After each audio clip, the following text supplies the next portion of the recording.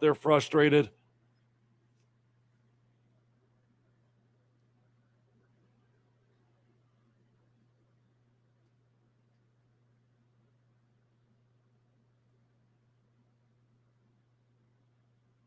Come on, boom this sucker.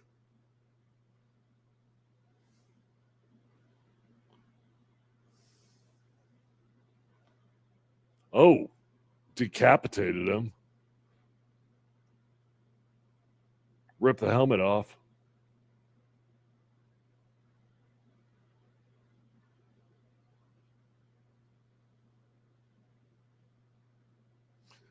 Maybe somebody needs to piss off Bo Nix. Somebody get in a fight with Bo Nix on the sideline. He seemed to come out a little bit heated.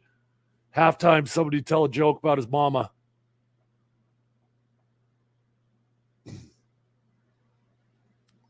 Bo doing his best Russ impression.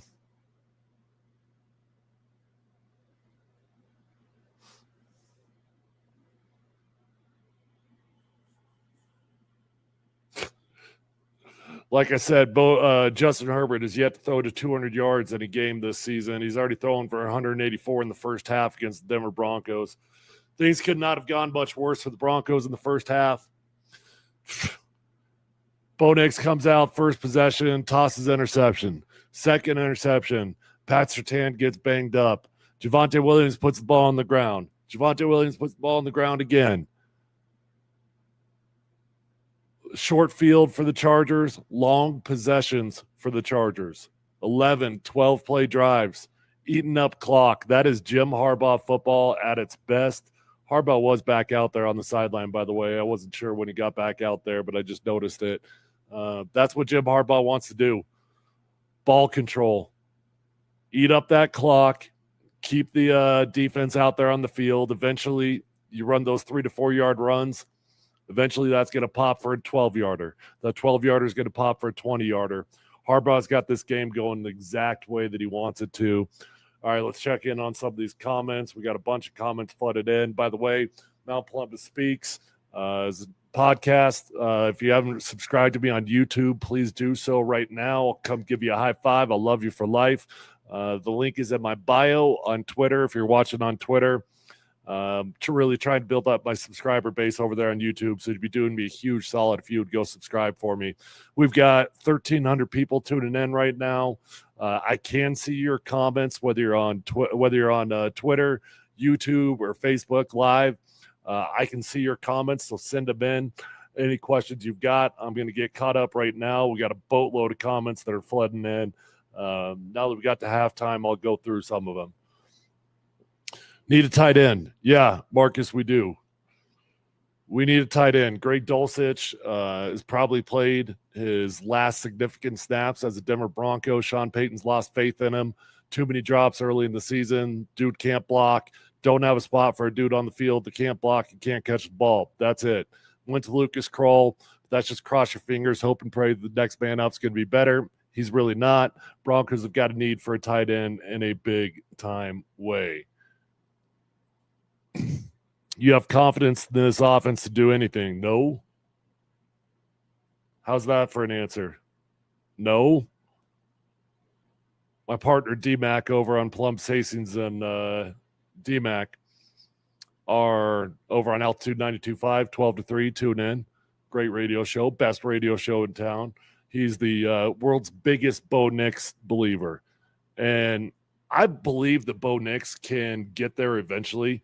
But, man, we're so far off. We're so far from complimentary football, from being able to get from 1st and 10 to 2nd and 6, 2nd and 6, 3rd and 4. We are so far from staying on schedule right now. I know we've seen glimpses of it from Bo Nix, and that's fine because we don't need him to peak in Week 6 in the NFL and Week 7 in the NFL. At the end of the year, we just need that stock chart to be going up, right? It's going to go up, and then it's going to go down, and then it's going to climb, and then down. Look, he's going to have 2-3 interception games. He's been protecting the ball pretty well for the most part for the last couple games, but unfortunately did not protect the ball well today. Wants to bench Javonte. Defense not forcing any turnovers is tough. Yeah, that's the problem. When you've got an offense that can't score on its own, Why did we win last week? Because you got 3 turnovers. You scored once on defense. Anytime you score on defense, you win 80% of the time. And you gave this struggling offense a short field to go succeed. So without turnovers, this Broncos offense is going to struggle. PS2 going down is monumental. Yeah, that sucks, man. And with the short week coming up on Thursday night against the Saints, highly, highly doubt we're going to have Pat Surtain back next week. So now we're going to have to game plan without him.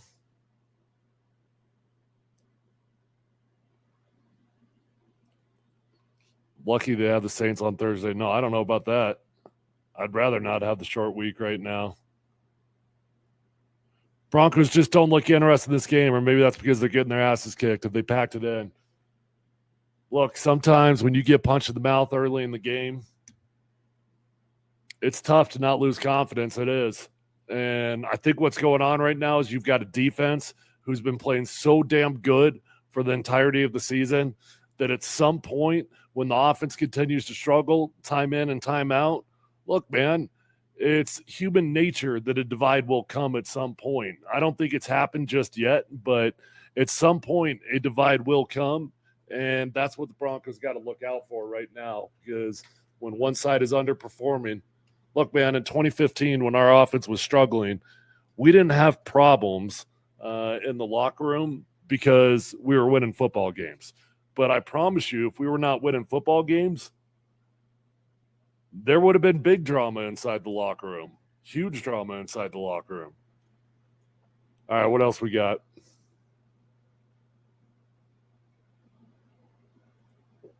Time to take the gloves off and start slinging the ball. All right, fine. I don't know how much I'd push it, to be honest. He's already shown very questionable decisions, tossed one interception into the half right there. You're in a 2-minute drill. You're scrambling out to your left. You cross body, throw the ball all the way across the field to the right for what would have been like an 8-yard gain had you actually completed it. That's a terrible decision for Bo Nix right there. Lucky that nothing bad happened on it.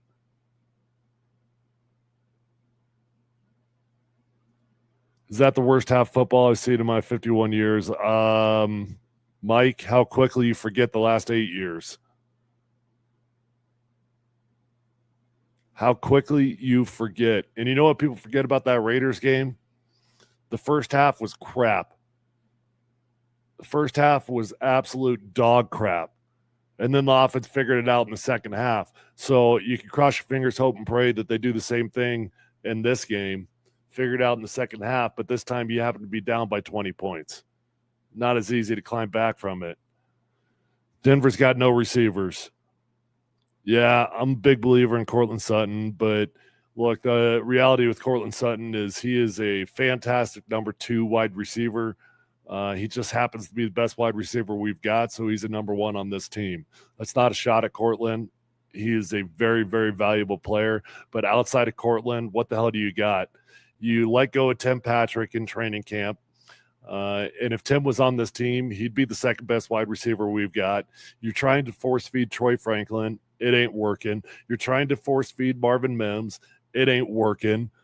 I understand why you keep putting those 2 guys out on the field because they bring something to the table that your other wide receivers do not. But listen, man, you would think that Troy Franklin and Bo Nix would have come into this league with a little bit of chemistry based off their history at Oregon together, and it ain't working. Sean Payton ain't it. That's what Josh says. I'm a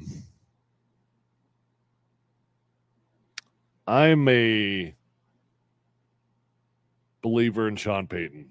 I hesitate to say it because, man, he's made some questionable decisions this year. Clock management, challenges, timeouts, delayed games. Sean Payton's hands have been all over a bunch of mistakes. But I think that Sean Payton knows football. I think he's going to get this thing turned around with Bo Nix, but it's going to take some time. Look, man, look across the league. Caleb Williams got it clicking last week, but he's been struggling. It takes rookies some time. I'm sure you said the Broncos' 70-point loss last year would be it. That was the worst. Well, yeah. What's your thoughts on the line today? Too many penalties. They're getting paid too much money to be pre-snap penalties, post-snap penalties, holds, things that you can control as an offensive lineman. Look, man, you're going to get beat. They get paid a lot of money too. Those defensive ends, those defensive linemen, they're damn good at what they do, and they get paid a lot of money because they're good at it. So physically, you're going to get beat a handful of times per game, but the penalties are just killing me right now. Unfortunately, Garrett Bowles seems to have turned the corner the last couple of years with all his holding penalties, but he back. He back. Garrett holds his back. Where's the quick game? Getting the ball out of Bo's hands. That's probably how I'd go about it. Yeah. Where's anything of success? They won't figure it out. The fake success got in their head. Sean is not it. D can't get off the field today either. 20-play drive. Seriously. 11-play drive, 100-play drive. Chargers are eating up the entire first half on offense. It's tough to score points when you can't get on the field.